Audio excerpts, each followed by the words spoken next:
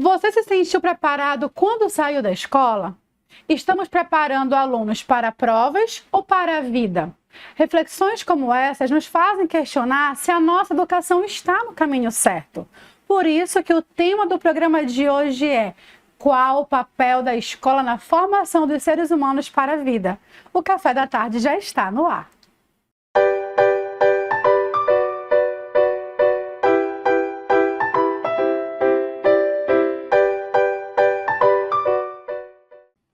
E para falar sobre esse tema, eu recebo aqui a Cássia Borges, que é psicóloga clínica e educacional, e a Fabiane Cavalcante, que é diretora escolar e pedagoga. Seja muito bem-vinda, Cássia, Fabiane. E eu já começo fazendo uma pergunta para vocês duas, né? Se vocês tivessem que responder de uma forma direta, né? Hoje a escola, ela prepara para a vida real? Pergunta bem desafiadora, né? Mas eu acho que talvez aí esteja um dos maiores desafios da gente na escola, que é delimitar esses limites do que é papel da escola e o que não é. Sim. A minha resposta seria que não, porque eu acredito que não é papel fundamental da escola preparar para a vida. Então, eu acredito que não. Mas sim, eu acho que muitos aspectos da vida estão sendo trabalhados também na escola. Mas não vejo a escola como um principal ator nessa formação. Sim, e como você falou, né, a escola ela tem sim um papel fundamental na vida do indivíduo, mas ela não é ali a única fonte educadora, apesar de muitas vezes ser depositado isso na escola, mas quem faz o papel realmente de educar, de preparar para a vida, de acompanhar é a família. A gente poderia dizer que a escola tem uma participação de 40% a 50%, já que esse aluno ele passa, digamos, um turno, né, ou manhã ou tarde na escola, e ali ele tem a influência dos amigos, dos educadores. Então a gente poderia dizer o quê? Que 40%, já que tem o turno da noite também, né? Tem tarde e noite, digamos assim. Então, esse percentual mais ou menos, porque a gente ouve muito falar, né, sobre a escola e a família tem que andar juntos nessa educação, né? Realmente não é só a escola, não é só os pais, porque a criança não fica ali 24 horas ao poder dos pais, né, ou dos seus responsáveis. E também não fica 24 horas com a escola, né?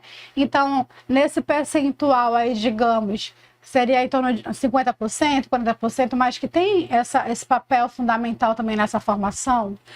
Paula, a escola tem, sim, um papel fundamental e é essencial escolher na hora que vai matricular o seu filho, quem quer que seja, em uma escola que também preserve isso. Porque, como você falou, a criança, ela passa ali 4 horas do dia dela dentro de uma escola, inserido ali no contexto escolar.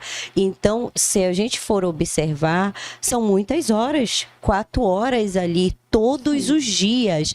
E claro que quando a gente diz assim, não é o papel da escola educar, não é o papel da escola fazer ali a disciplina, mas nós não estamos falando ali no todo, porque sim, a escola ela também ela ajuda, é por isso que existe uma frase, né, que é muito comum, que é a escola e família, é uma parceria, é uma via de mão dupla. Por quê? Porque a escola também faz esse papel ali de educar, de disciplinar, de mostrar o que é certo, o que é errado. Eu costumo dizer que os professores na sala de aula, eles têm um poder, às vezes, até maior que os responsáveis, até maior que os pais. Eu falo por experiência própria, quando eu era professora de sala de aula, uma mãe me ligou porque a filha não queria fazer o dever de casa porque não era da forma que eu ensinei. Eu quero que seja feita, que você me ensine como a minha professora me ensinou. Então, por aí, a gente pode perceber o papel fundamental de um professor na sala de aula, da importância que a escola tem. Então, queira ou não queira, a escola participa desse processo de educação. Isso que tu falou é muito verdade, porque o João, né, meu filho, ele tem 9 anos. E já passei por isso com ele. A gente vai fazer meu dever de casa e eu fui ensinar ele, não, mamãe, não é assim, porque a tia falou que é desse jeito.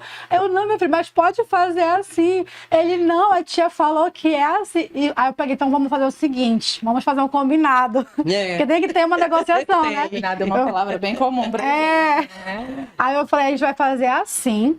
Quando for amanhã, você pergunta pra tia se tá certo. Se tiver errado, você pode dizer que foi a mamãe que mandou você fazer assim, que ela não vai tirar ponto de você. Aí ele, então tá bom. Aí foi o que ele fez. E ele foi perguntar pra professora, ele chegou e falou, olha, mãe, tava certo. Aí já falou que tava certo. Aí eu, ufa, graças a Deus. Então, isso que tu relatou é muito verdade, porque ele se baseia muito no que o professor fala, né? Uma referência. Sim, é uma figura super importante. E eu acredito até, Paula, que talvez não seja tanto questão do tempo, quando a gente fala desses limites, do que é da família, do que é da escola, mas porque a relação, a família é o primeiro ambiente onde essa criança vai estar inserida. Eu já dizia para os pacientes no consultório, pode ser um paciente de 12 anos, que é o menor paciente que eu tenho, é um paciente de 80, eu sempre dizia, olha, relacionamento com pai e mãe é a relação mais importante da vida. É a nossa primeira relação de amor. É a relação que vai te ensinar a se perceber e qual é o teu valor. É a relação que vai te dar uma perspectiva de vida, de mundo, de como se relacionar com o outro. E a criança traz tudo isso para a escola, né? Então, acho que talvez nem seja tanto o impacto do tempo vivido, mas eu falo muito isso para eles na escola, né? Da gente criar um ambiente saudável, porque é um ambiente onde a gente passa muito tempo do nosso dia. Mas a questão do impacto emocional de cada ambiente, porque são ambientes muito diferentes um do outro, né? E, de fato, muito importante. Professores marcam a vida da gente. Se a gente for parar para pensar, a gente lembra de professores que... A primeira profissão que eu quis ter foi ser professora. Ainda quero dar aula, ainda está no meu projeto de vida. Por causa de um professor que me inspirava, que me fazia querer estudar, querer saber mais, né? Então, professor é uma figura super importante, né? E a sala de aula, Paula, ela é encantadora.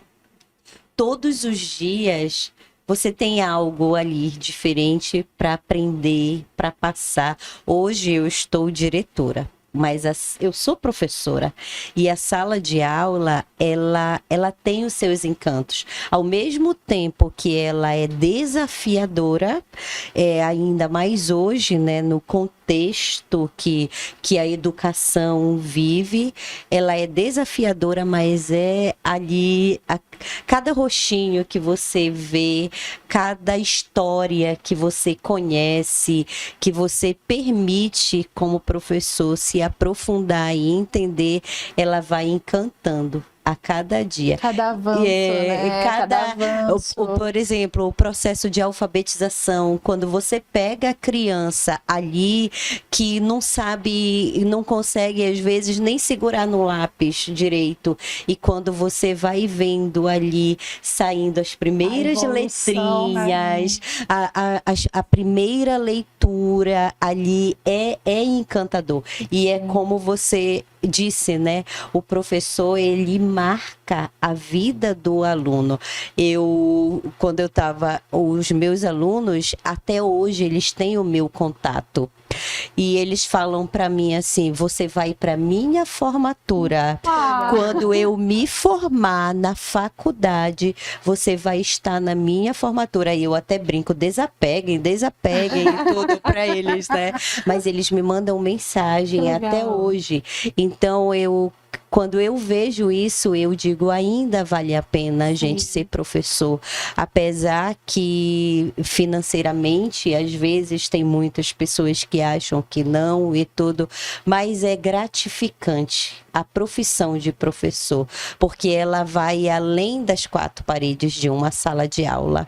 Quando o professor ama o que faz, claro que a gente vai encontrar, né, aquelas pessoas que estão no mercado de trabalho, às vezes só pelo dinheiro, por trabalhar meio período. Toda profissão tem isso, né? E ganhar ali o necessário. Mas quando você ama o que faz, ela vai além da sala de aula. Isso além.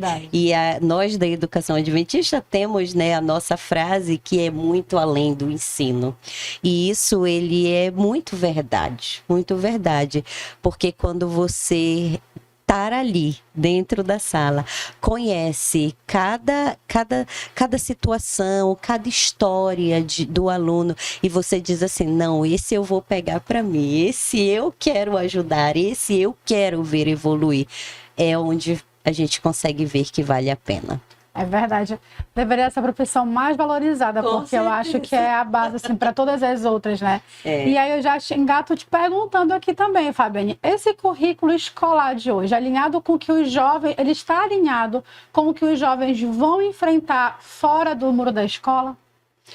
Olha, o nosso currículo ele já evoluiu muito, né? Depois que veio a BNCC. Mas ele ainda precisa melhorar. Ele ainda deixa a desejar. Aonde, no meu ponto de vista, aonde o nosso currículo ele precisaria melhorar muito, na parte socioemocional dos nossos alunos.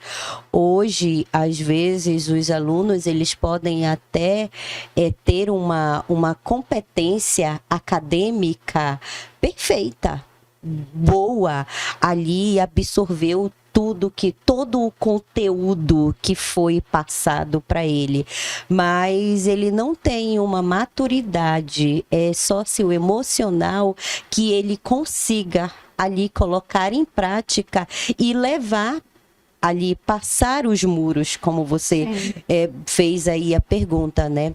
Então, apesar dessa evolução do currículo, das competências ali, mas aonde eu acho que deixa a desejar nas habilidades socioemocional. E aí eu já te pergunto, falando em competência, tu acha que a gente está ensinando conteúdo ou desenvolvendo mais competências? Olha, eu vou te falar como escola. Nós estamos ensinando mais conteúdos. Apesar de gente tentar ter tido várias evoluções, vieram várias mudanças, grade curricular e enfim, mas nós ainda somos uma escola muito conteudista. Eu costumo falar isso para os meus alunos quando eu entro na sala de aula, que eu olho hoje a realidade, o nosso método que ainda é passado na sala de aula, não é interessante para eles mais. Não é.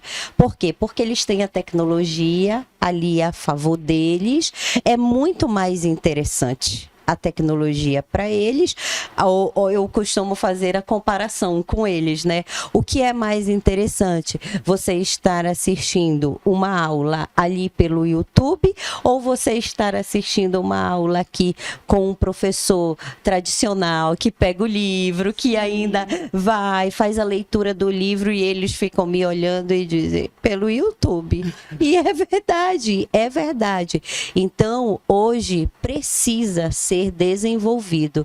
Só que isso a escola sozinha não consegue fazer. Não consegue fazer. Por exemplo, eu vou te citar algo aqui que poderia ser mudado e ser... Hoje, o grau de competência, de habilidades de um aluno, ele é medido, ele é verificado por uma prova. Sim. E isso não é a verdadeira realidade. O Às vezes aluno... ficar nervoso, não dormiu bem, fica São muitos ansioso, fatores, né? Tira uma nota que não é muito boa. É como eu disse, né? Falei ali, às vezes a parte emocional é deixada de lado. E aí, não. Hoje você tem que fazer essa prova. Está marcado para hoje, você vai fazer hoje. E o aluno não consegue desenvolver ali a habilidade que ele sabe, que ele já sabe. Por quê? Porque o emocional dele ficou abalado, ficou nervoso e quantas vezes a gente conhece, o professor que conhece o seu aluno, ele sabe que aquele aluno tem competência, que ele consegue fazer ali. Eu falo por experiência própria. Eu tinha um aluno que, se eu deixasse, ele dava aula no meu lugar em matemática. Eu dizia, meu Deus, eu tenho que estudar, porque senão ele vai dar aula no meu lugar. E quando chegava na prova, ele só tirava notas baixas, mas eu sabia. E eu chamava ele e dizia, o que aconteceu? Por que você tirou essa nota? E ele dizia, porque eu estava muito nervoso, tia, por isso que eu não consegui. Eu dizia, então tá, onde eu não corrigi, você vai refazer. Quando ele refazia, ele tirava 10, porque eu conhecia. Então, nós ainda não estamos preparados. A Cássia, eu agora te pergunto, a escola, ela prepara os alunos para lidar com dinheiro, frustrações, trabalho, no teu ponto de vista como psicóloga educacional, pelo que tu tem acompanhado? Concordo muito com a nossa diretora, né? Eu acho que a gente já evoluiu muita coisa, mas que a gente ainda tem muito a evoluir. Não acredito que a gente esteja preparando eles. E eu acho que o que é muito importante, né? Eu sou psicóloga clínica há 10 anos. A escola não estava no meu plano, né? E a escola apareceu na minha vida. E eu topei como um desafio, porque assim, estar dentro da escola é muito enriquecedor, né? Você vive muitas realidades dentro de uma realidade, é um ritmo frenético. Eu demorei a acostumar, né? No começo quase dei um bug, porque Queria sair você tem uma agenda e de repente há uma urgência, há um negócio e nunca acaba e você fica assim, meu Deus, né? É um ritmo muito frenético dentro da escola. Mas por que eu fui para dentro da escola, Paula? Porque eu disse, aqui eu vou ter um alcance de mais famílias. E eu queria muito me comunicar com as famílias por conta do que eu já disse, porque a gente vive uma geração completamente diferente da nossa geração, Sim. né?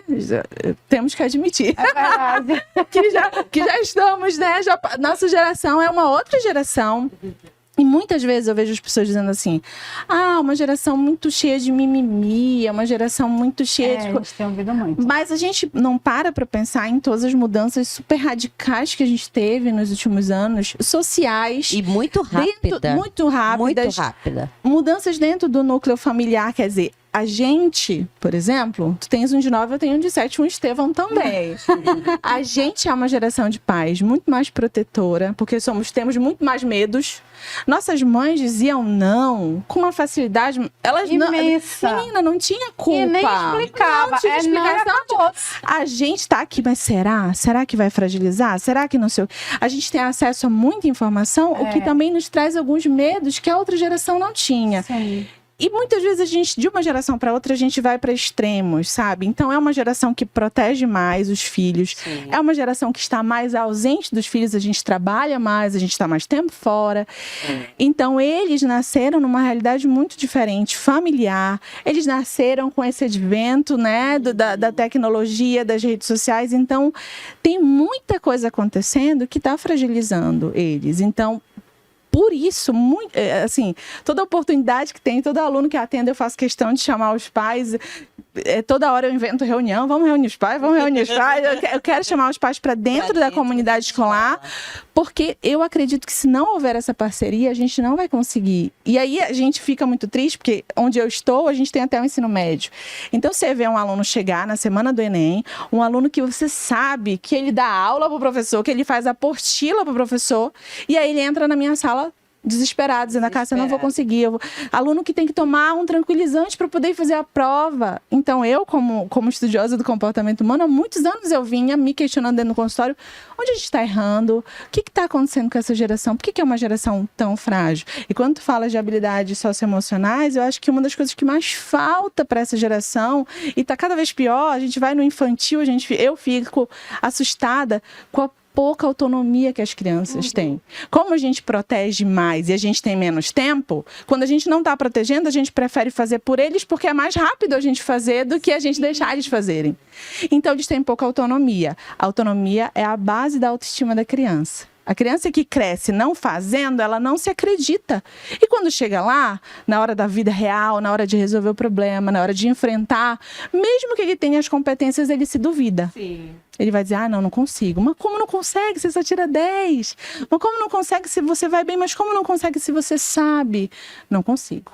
E a gente falando, a Cássia, dessa proteção, eu acho que aumentou também, como eu estava até comentando outro dia, por conta do que a gente tem visto ser noticiado, muito sequestro de criança, muito abuso, muita exploração. Então, realmente, dá esse medo, né? O que a gente vê sendo noticiado aí direto, quem que não fica com medo? Né? Pela pandemia que nós passamos. Então, assim, e também tem a questão da praticidade. Hoje, pai e mãe trabalham, né? Ou então os cuidadores trabalham, né? E aí você fica... Porque para você ensinar a criança a ter autonomia, requer tempo, requer dedicação.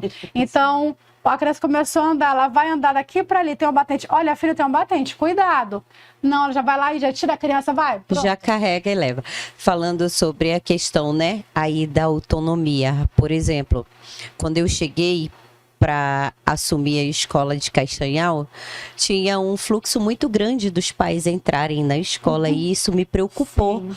Me preocupou muito porque eu disse, meu Deus, eu sou nova aqui. Como essa prática existe, eu não conheço. Vai que eu acho que é um pai, que é uma mãe, sim, e aí leva uma criança e pronto. Então, nós fomos mudando os processos. Chamei a minha equipe, conversamos, fui mandando para os pais com todo carinho, mensagem ali, tudo. E algo sobre autonomia que eu percebi muito forte. Alunos que eram do terceiro ano, quarto ano, eles não sabiam nem chegar na porta da sala de aula deles. Eles não conseguiam.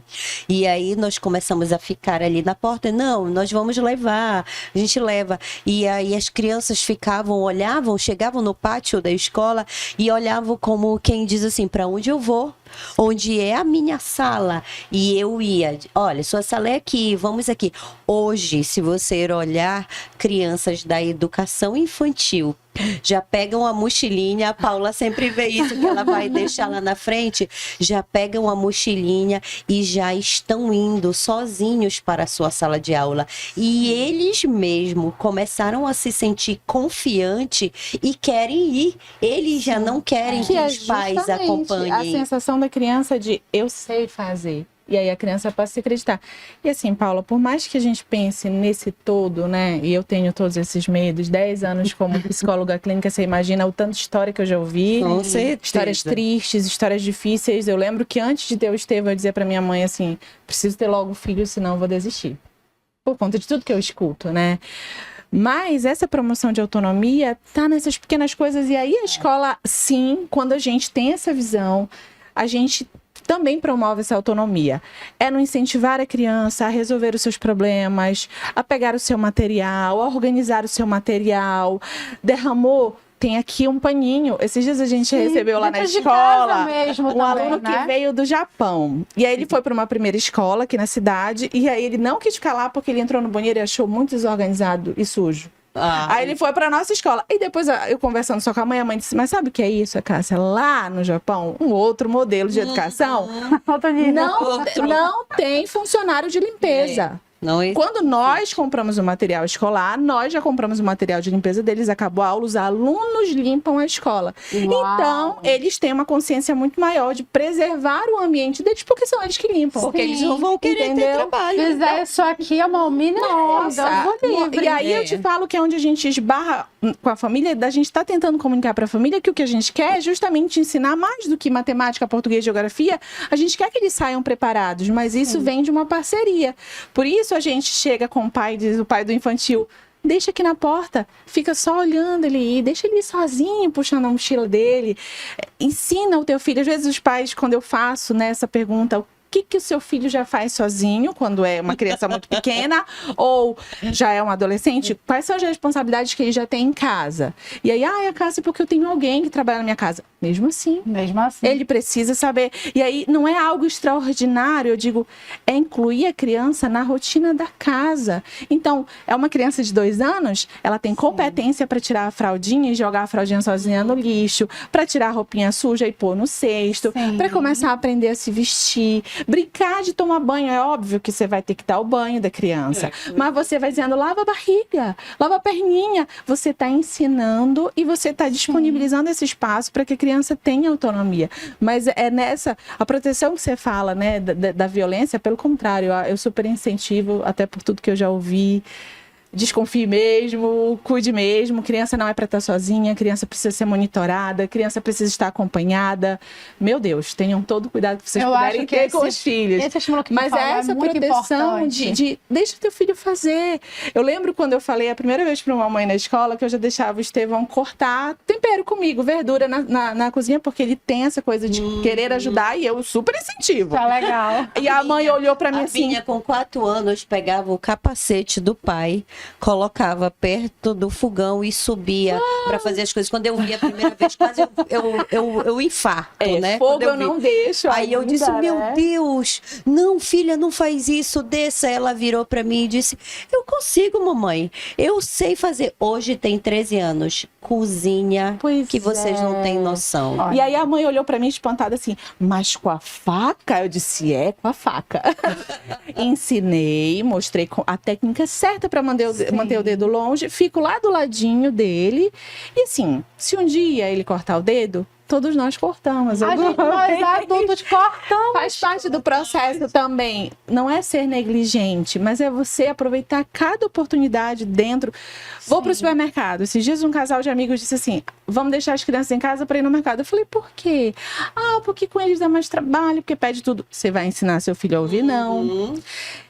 Dá a lista na mão deles e vai acompanhando. Você ensina seu filho a ir lá, escolher, ver o preço. Filho, quanto é que deu? Então, assim, são coisas que não são tão grandes assim, mas que a gente está deixando de fazer porque a gente está no automático, a gente está sempre muito apressado. E eu sempre digo para os pais, em todas as oportunidades que tenho, maternidade, paternidade é intencionalidade. Você quer um filho forte, você não espera que esse filho forte vai brotar. Você precisa construir isso com seu filho. Você quer um filho confiante, um filho esforçado, você vai construir isso junto com o seu filho. Não vai simplesmente aparecer. Aí muitas vezes eu super protejo na infância inteira, aí quando chega lá na adolescência, porque ele só quer dormir, porque só quer ficar no quarto no celular, porque não faz nada. Exatamente. Mas você não construiu isso. Tu falou isso daí, eu lembrei, que eu até brinco assim, que a minha nora vai me agradecer muito, porque... E a minha? Porque o João tomou banho, agitou a toalha no boxe, botou a roupa dele no cesto. Eu não aceito. O João, a minha parede de casa nunca foi riscada. Ele riscou uma vez, eu ensinei, não pode riscar. Isso eu não posso dizer. Meu pai é artista plástico. Ele tinha Tem que deixar. E isso é importante. O João, ele coloca o lanche na lancheira, ele organiza a mochila dele. Eu acho que essa autonomia ela é importante, sim. E você está monitorando. Ele gostava muito de rede. Eu ensinei, botava a rede baixa e ensinei ele a descer da rede.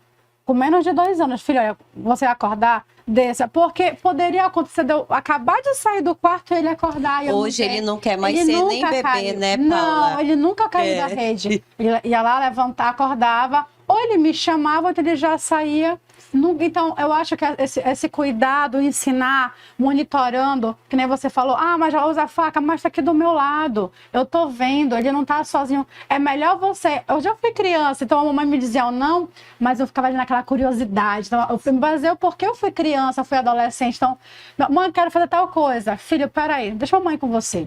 Eu deixo ele fazer ou supervisionando. E aí quando você cresce, que não sabe fazer, que não sabe tomar as decisões, a gente acha ruim. Sim. Vai dizer, porque você não sabe tomar a sua decisão, você não sabe fazer isso, mas como foi não que dê nós esse espaço, fizemos né? lá Sim. atrás? Como foi a criação? Então, é por isso que hoje existem muitos adultos, muitos homens, muitas mulheres que não conseguem tomar as decisões para a sua vida. Esse bate-papo é pra sua muito vida. bom e rende, né? Rende. Mas estamos chegando ao final do nosso bate-papo. E aí, para você, Fabiane, eu queria...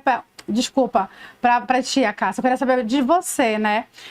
Por que tantos jovens, eles saem da escola inseguros para tomar decisões? E o que a gente poderia fazer para mudar isso? Esse combinado todo que a gente falou aqui, né? É você aproveitar cada oportunidade, é você incentivar o seu filho. Isso leva tempo, gente, isso dá trabalho mesmo, mas isso vale a pena. Olhar para o filho.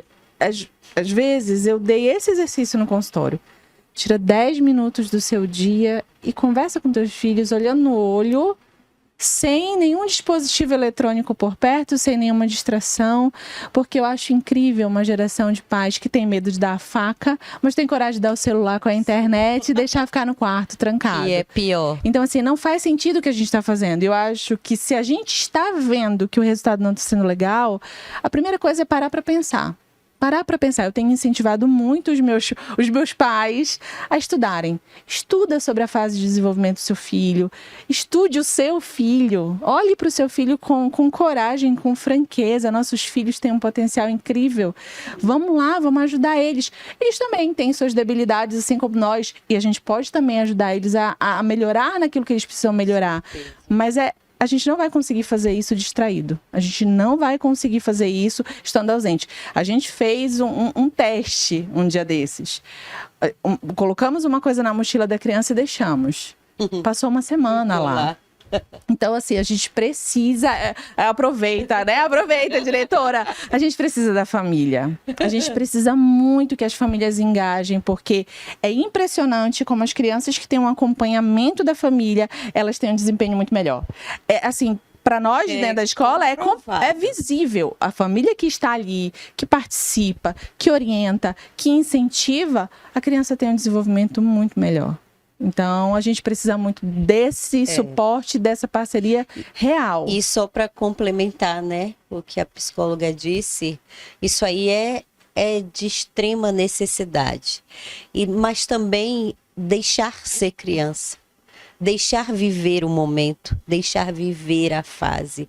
Quando você faz a pergunta, a escola está preparada, está isso e aquilo outro, mas assim, a cobrança é tão grande em cima da criança, do aluno, não, porque você tem que estudar, você tem que fazer isso, você tem que ser isso, você tem que passar no vestibular de primeira, você vai fazer inglês, você vai fazer vôlei, você vai fazer música, você vai fazer isso, é o fazer, a cobrança.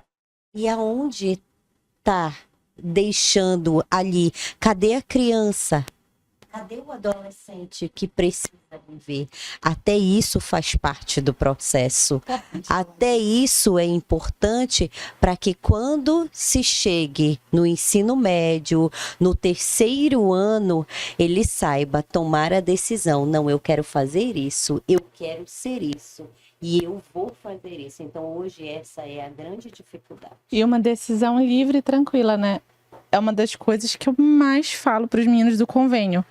Eles estão lá surtando e eu digo assim, gente, é o último ano de vocês na escola. Aproveitem. Brinquem, aproveitem.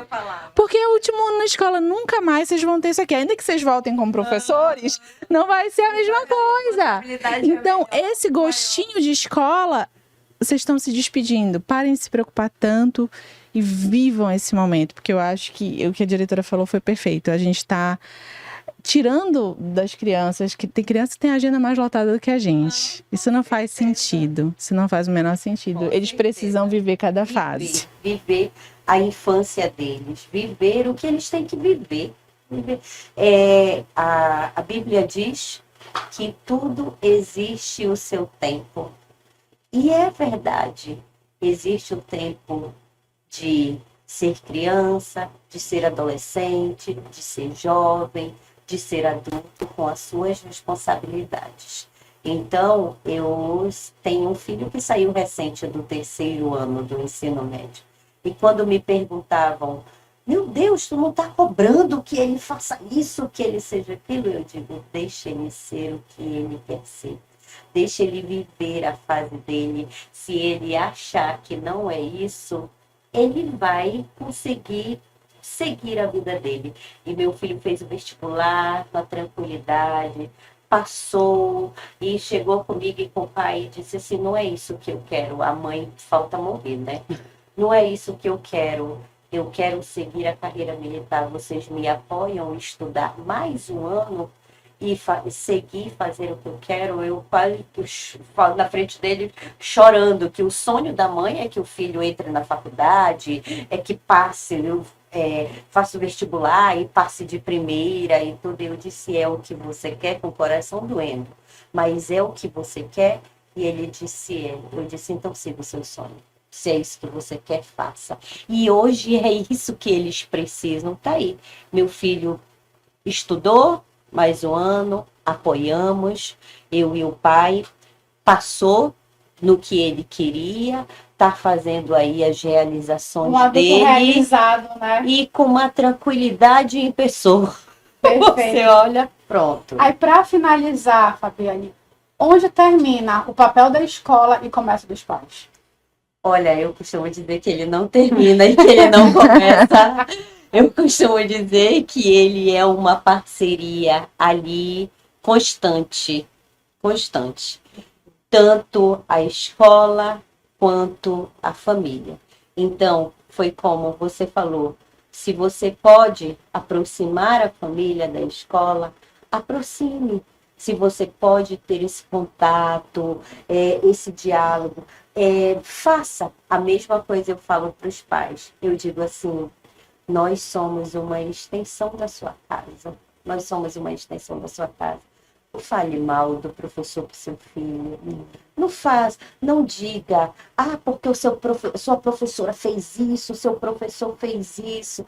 Você pode até estar chateado com o professor, você pode querer vir aqui e esganar o professor, mas não demonstre isso. Chegue aqui na escola e queira vir conversar com o professor, faça com o professor, porque queira ou não queira, a escola faz parte da sua vida e da vida do seu filho. Então, eu não digo que começa e que termina, que os dois têm um papel fundamental juntos, entrelaçados. Não existe escola sem família e família sem escola. Não existe. Obrigada, Fabiane. Obrigada, Cássia, pela participação de vocês. A gente que agradece, foi muito bom. E esse foi o bate-papo de hoje, uma conversa muito profunda, muito intensa, né? Espero que você tenha gostado. Vamos para o intervalo e voltamos já já.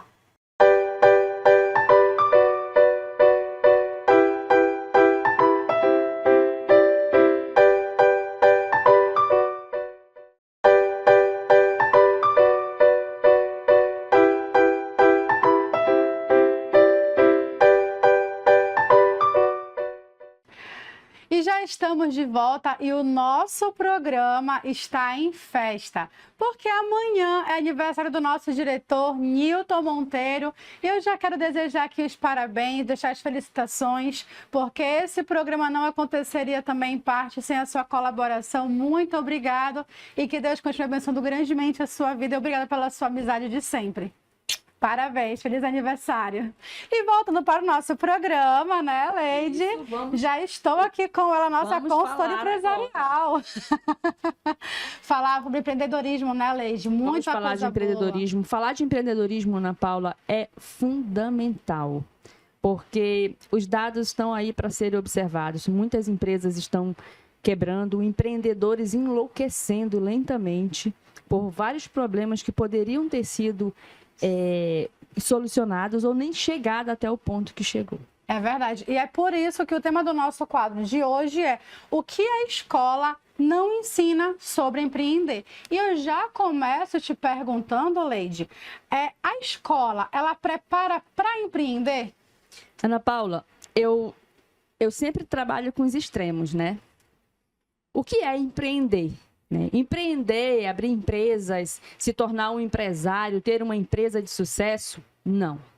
Não necessariamente. Contudo, tudo que você aprende na vida, ou na escola, no dia a dia, no ensinamento que a gente fala empírico, né, que é o que a gente aprende na vida, serve. Porque o mundo do empreendedorismo, ele é um caminho tortuoso, é uma trajetória que é uma surpresa a cada esquina, a cada volta que ele dá. Então, a escola, tradicionalmente, ela não prepara para empreender de forma empresarial. Apesar de o aluno já empreender tempo, dedicar toda uma vida ali na sua formação para chegar até a faculdade, sair de lá, doutorado e tudo mais. Sim, verdade.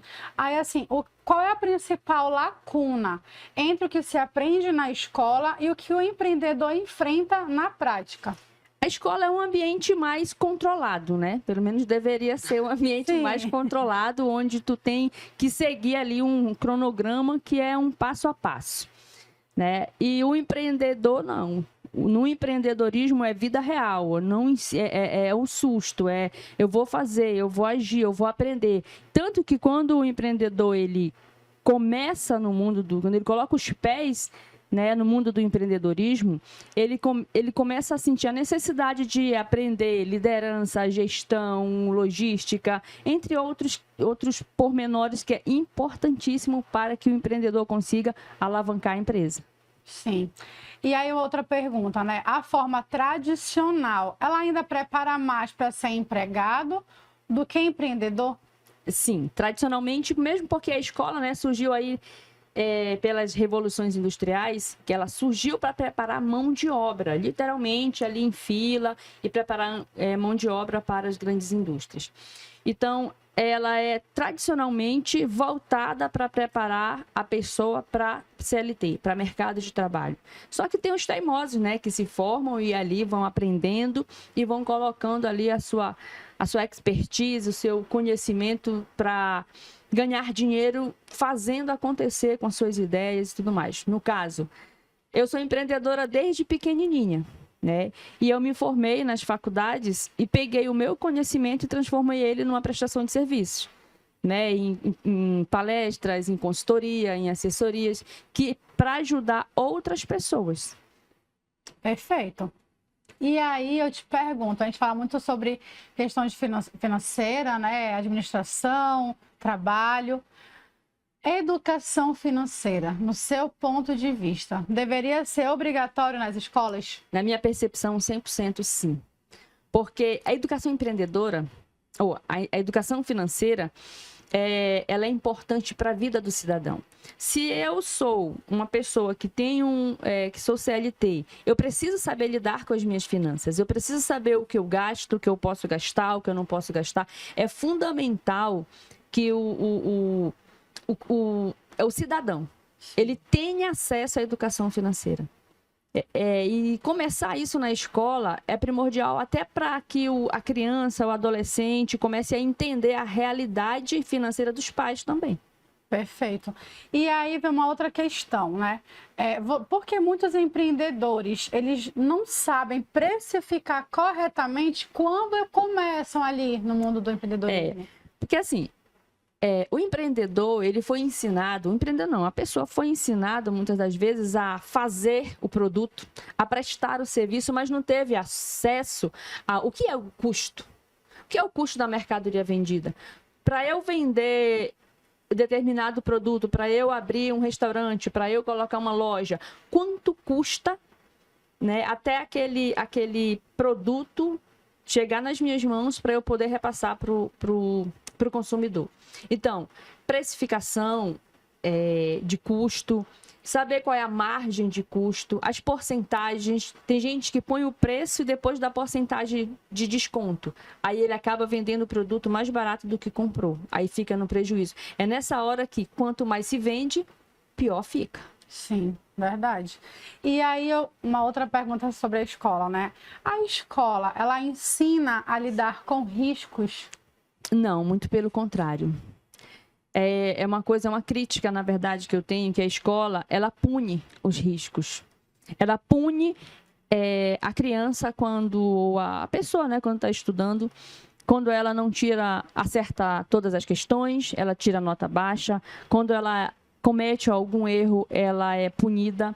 Quando, na verdade, Ana Paula, eu acredito que quando a gente discute o porquê errou, tem uma validade, assim, muito real, muito válida para a pessoa identificar os pontos onde ela errou para poder consertar. Tem muita gente que tem muito mais facilidade de saber fazer dar certo porque errou do que só dar certo, só dar certo. No mundo do empreendedorismo, eu sempre falo assim, é como se chegasse e partisse e a cada tombo você tem que realinhar, tem que ver o porquê que eu caí, o porquê que eu quebrei, o porquê que não deu certo até aqui. É analisando os erros para poder perceber, eu entendi, eu aprendi agora. Eu posso até errar, mas aqui eu não erro mais. Mas quando você se deixa punir ou você é punido pelo um erro, você dificilmente vai aprender com ele. Então, é fundamental que a gente consiga aprender com os erros. Afinal de contas, quem nunca errou, que atira a primeira pedra. Verdade, muito bem colocado. E sobre inteligência emocional? Ensina ele a lidar com pressão, fracasso, rejeição, que são emoções que a gente lida, né, em todos os momentos da nossa vida, na verdade. Então, ensina também sobre isso? Requer muito um processo de autoconhecimento também, né, nessa parte. A escola, ela fica amarrada, mesmo porque, assim, eu não vou dizer que toda a responsabilidade vai para cima da escola, mas falando especificamente da escola. Inteligência emocional, lidar com as suas emoções, saber que o ser humano ele é repleto de todos os sentimentos, tanto os sentimentos que são pejorativos, ruins, quanto os pensamentos bons. Eles existem dentro do ser humano. Mas quando alguma coisa acontece, por exemplo, uma punição acontece, como é que uma criança, uma pessoa que está na escola, que é punido, vai lidar com essa punição? Vai ficar chateado? Vai querer desistir? Eu, particularmente, tenho relatos de jovens que não querem mais entrar na escola, desistiram de estudar porque teve punição, não tiveram uma inteligência, né, eu nem falo inteligência emocional, Ana Paula. Eu falo saber lidar com as emoções. Lidar com as emoções, né? Saber receber um não, saber receber um feedback que se fala, né? Uma crítica construtiva. Né? Isso é importante. Olha, quando alguém, por exemplo, tem um jovem que estava estudando e não queria mais cobrir aqueles desenhos, né? Tem que cobrir. Só que aí eu estava observando aquele jovem e falei assim mesmo, mas pensa comigo, o teu pensamento tem que ser linear, ele tem que ser trabalhado para ser linear, para ser um pensamento mais assertivo. O fato de você estar fazendo esse exercício para sua formação é uma forma de você exercitar esse pensamento mais assertivo, de você não fugir ali do raciocínio lógico. Aí entendeu e concluía a tarefa, que é a tarefa da escola. Né? A tarefa na escola, da atividade, perfeito. E assim, no teu ponto de vista, a negociação e vendas deveriam ser ensinados desde cedo? Com certeza. A escola, tradicionalmente, forma mão de obra. Então, se o ser humano se forma para entrar no mercado de trabalho através do CLT, é importantíssimo que ele saiba vender. Se vender. Sim, né? Com certeza. Negociar e não aceitar qualquer coisa. Saber que foi bem, que fez bem o dever de casa, que consegue se sobressair, que é bom no que ele faz, que gera valor, gera resultado, e negociar também isso, para vender o seu conhecimento. Sim. Liderança, algo que é muito usado, né? Faz parte da nossa rotina. A liderança, ela É algo que se aprende na escola ou na prática? Na prática. Mas é importante que seja dito, olha, não tem na escola não tem o chefe de turma? Sim. Pois é. O chefe de turma é uma espécie de liderança. Né? Ali é ensinado uma liderança. Deveria ser colocado com mais assertividade, colocado com mais assim, colocar mais ênfase nessa, quando colocasse o chefe de turma, um secretário de turma, uma situação. Sim. Seria uma forma. E também é válido deixar bem claro os estilos de liderança. Liderança por exemplo, liderança por persuasão, liderança por imposição. Cada modalidade de liderança, Ana Paula, cabe de acordo com o cenário. Um cenário de caos. Não cabe uma liderança, por exemplo, não cabe um líder mais apaziguador. É um líder mais firme. Né? Então, as lideranças elas têm que ser estudadas até para saber, eu posso ser um líder, mas necessariamente tendenciar a ser uma líder mais liberal, mas em momentos eu preciso ser um pouco mais radical. Então, é necessário que se ensine. A escola, no todo geral, é um ambiente que o aluno, se bem prestar atenção, ele consegue desenvolver muitas habilidades ali. E tem muito profissional muito bom nas escolas que atentam para isso. É verdade. A gente falando de liderança, Leide, a gente ouve muito falar assim, porque fulano nasceu para ser líder. Porque fulano nasceu para ser liderado. Eu já ouvi muito as pessoas usarem esse termo, né? De fato, esse perfil de líder, a pessoa nasce já ou ela, de fato, ela aprende com o passar do tempo? Eu acredito que tem gente que já nasce com a sua predestinação a alguma habilidade e talento, certo? Contudo, imagina aquela pessoa que não tem talento para liderar. Ela pode ser ensinada, porque a educação empreendedora ela pode ser ensinada. As habilidades comportamentais podem ser ensinadas. Sim. Venda pode ser ensinada. Tem processos a ser ensinados. Foi desenhado processos de habilidades de empreendedor de sucesso, habilidades de venda, habilidade de liderança. Então, e quando a pessoa quer muito, ela consegue, porque o querer, o persistir, supera o talento, supera toda a questão de já nascer com. Sim. Né? Mas quando a pessoa já nasce e é percebido e ela é treinada, aí ela se torna uma líder extraordinária ou extraordinária. Verdade. E assim, no teu ponto de vista, na tua percepção, que habilidade todo jovem deveria desenvolver se ele pensa em empreender um dia?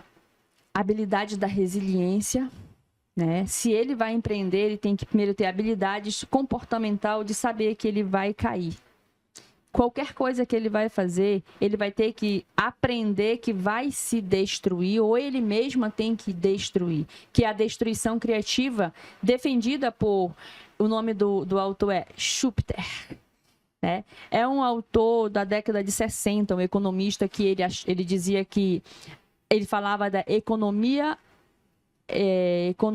criativa, destruição criativa. Ou seja... Tu já percebeu, Ana Paula, que, de forma geral, o empreendedor, a empresa, ela muda? Sim. Né? Ela evolui? Então, uma empresa que está aqui, quando ela evolui, ela se autodestruiu bem aqui para poder surgir de forma nova. Quando o empreendedor não atenta para isso, o mercado destrói ela. Ela sai do mercado. O mercado, ele não passa...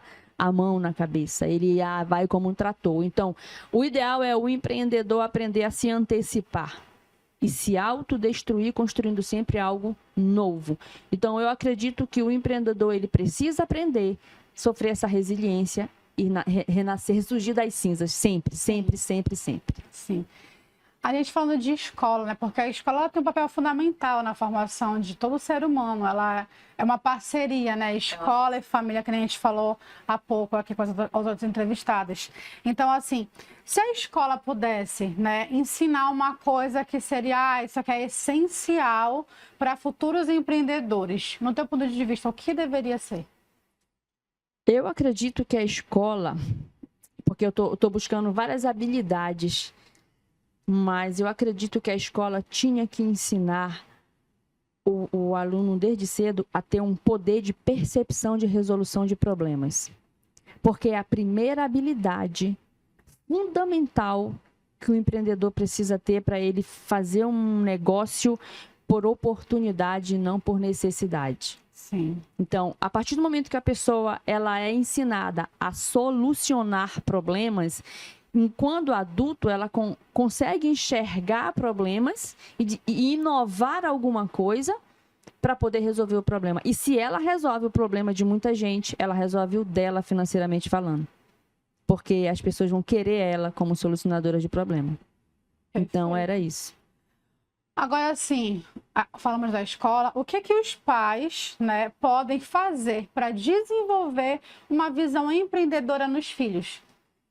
Eu acredito que o pai ele tem que ensinar para o filho que a escola, primeiramente, que a importância da escola para ele, na formação dele. Sim. Porque na escola, o que ele vai aprender, ele vai ter que usar. Vamos supor, a criança aprende geografia, história, ciências e tudo mais. Se ele for para uma mesa de negociação com alto nível de empresários, talvez, não, provavelmente, ele vai usar alguma informação que ele pegou, que ele adquiriu na escola. Seja de localização geográfica, geopolítica, a matemática é fundamental. Matemática e português, não, né? E quando tu vai conversar, negociar, tu quer persuadir alguém e começa a falar errado, não, aí atrapalha. Então, o pai, ele precisa ensinar, ei, se você quer ser grande, seja em que for, você escolhe, mas aprenda isso.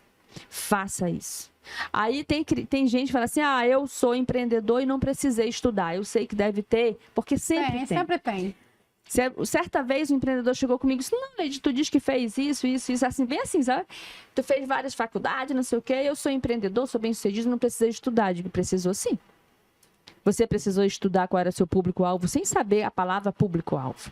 Você teve que segmentar sua empresa no que você vende. Você teve que buscar o melhor ponto da cidade. Você teve que estudar a logística desse ponto. Então, isso é estudo. Tem uns que fazem de forma empírica e apanhando muito. Empírica é por observação, né, o conhecimento que vem nato. Agora, me diz, se um empresário consegue chegar nesse teto, sem a educação empreendedora mesmo na risca, imagina com a educação empreendedora, que é onde chegam os grandes players do mercado, os grandes jogadores do empreendedorismo.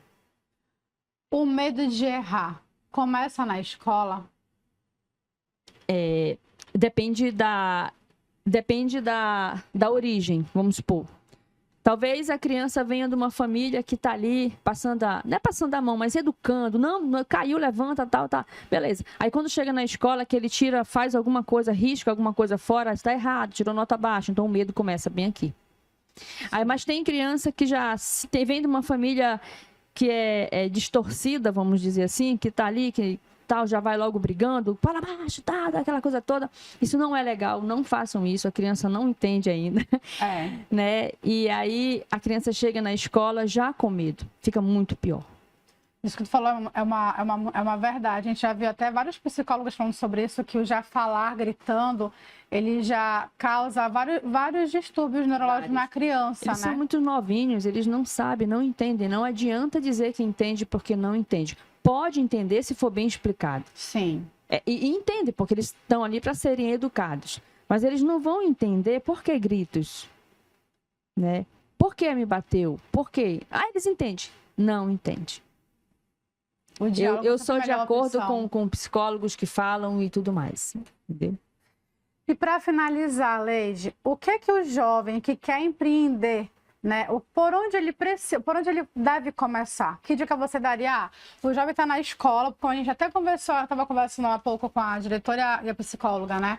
E eu falei assim, engraçado. E aí aquele jovem que de repente é filho de um empreendedor, né? Ou então ele gosta de empreender. Eu falo porque meu filho mesmo, recentemente ele levou um lanche para a escola, o coleguinha queria o lanche, ele prontamente vendeu. Olha, temos um empreendedor aqui.